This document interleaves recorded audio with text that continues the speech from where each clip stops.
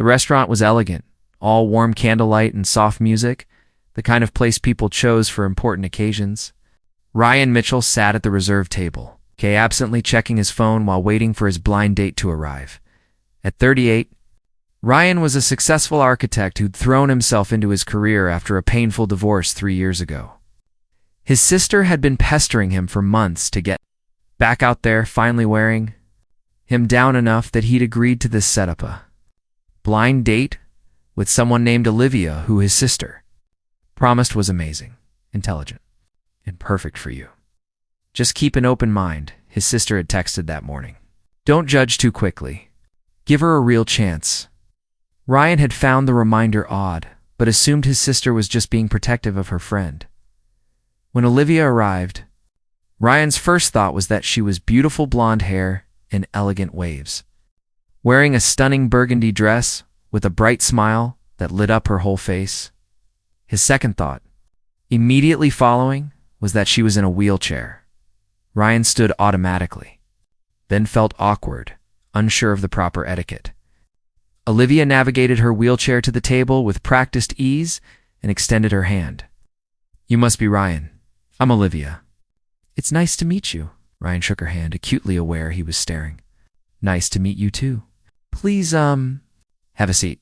Olivia's smile turned slightly amused. Already there. Ryan felt his face flush. Right. Sorry, that was stupid. It's fine. People get flustered. It happens. Olivia positioned her wheelchair at the table, which had been specially arranged with extra space.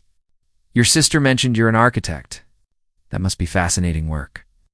Over the first part of dinner, Ryan found himself distracted by the wheelchair, by the logistics, by questions he didn't know how to ask politely. Olivia seemed to notice his discomfort. Would it help if we just addressed the elephant in the room? She asked gently. Or rather, the wheelchair at the table. I don't want to be rude. You're not being rude. You're being human.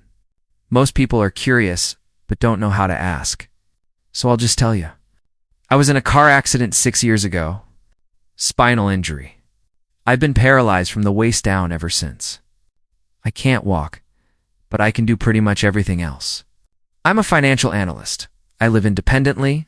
I drive a specially adapted car. And yes, I date, though that part has been complicated since the accident. Ryan appreciated her directness. Your sister didn't mention. She said you were amazing, but didn't mention the wheelchair. She probably didn't want you to make assumptions before meeting me. People tend to do that. Either they see the wheelchair and nothing else, or they decide I'm some inspirational hero for living a normal life with a disability. Both are exhausting, I can imagine. And I'm sorry for being awkward about it. Don't be. Awkward is honest. It's the people who pretend not to notice or treat me like I'm made of glass that really bother me.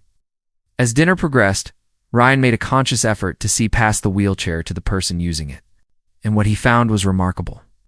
Olivia was sharp, funny, passionate about her work, and had perspectives on life that came from facing challenges Ryan had never considered. She told him about the accident without self-pity, about rebuilding her life from a hospital bed, about learning to navigate a world designed for people who could walk. The hardest part wasn't the physical rehabilitation, Olivia said. It was watching people's perceptions of me change. Before the accident, I was just Olivia. After, I became the girl in the wheelchair. Like my entire identity got reduced to one aspect of my existence. That must be incredibly frustrating, especially in dating. Men either see the wheelchair and immediately lose interest, or they see it as some kind of charitable opportunity, like dating me makes them a good person. Neither feels great. Ryan found himself genuinely engaged, asking questions about her work, her interests, her perspective on architecture and design from an accessibility standpoint. Olivia had insights he'd never considered about how buildings and spaces included or excluded people with mobility differences. You know what's funny? Olivia said as dessert arrived. Your sister told me you were her brother who needed to expand his perspective. I think this was a setup in more ways than one. She told you that? She said you were a good guy, but sometimes didn't see beyond the surface. That you needed someone who'd challenge your assumptions. I think she was hoping I'd do exactly that. Ryan laughed despite himself. She's not subtle, is she? Not even a little bit.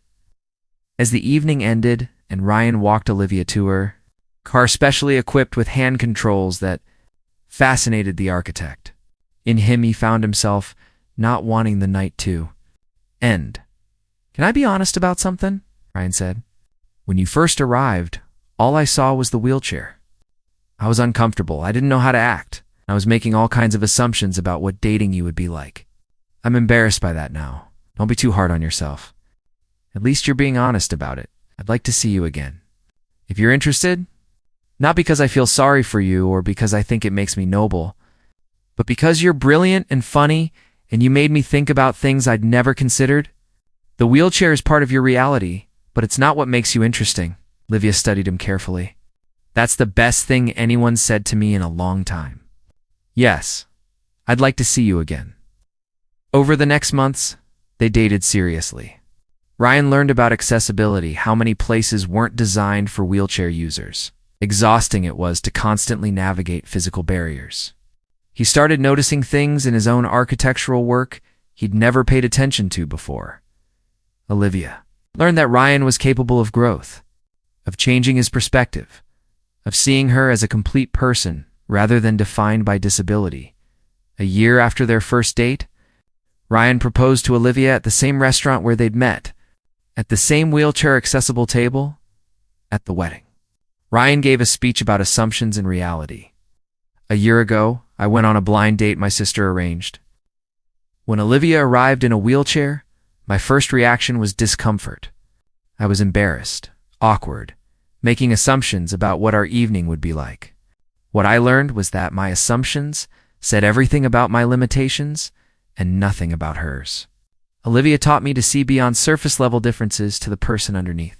She challenged me to design better spaces, think more inclusively, and recognize that disability doesn't diminish capability. I thought I was being charitable by giving her a chance. The truth is, she gave me a chance to grow past my own prejudices and become someone worthy of her. If this story touched your heart, please like, share, and subscribe. Comment about a time when your initial assumptions were completely wrong about someone